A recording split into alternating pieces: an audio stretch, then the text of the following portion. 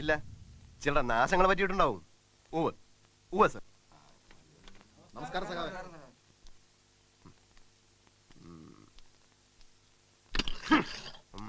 Sir സഞ്ചീറിലെ Amitabh ബച്ചനാകണം.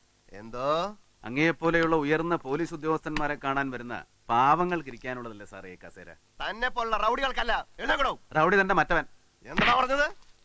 കൈയിട് കൈയിട് കൈയിട്. What is going on here? മനുഷ്യരുടെ ക്ഷമ പരീക്ഷിക്കരുത്. കഴിഞ്ഞ 6 മാസമായിട്ട് എത്ര കൊലപാതകങ്ങൾ ഇവിടെ നടന്നു.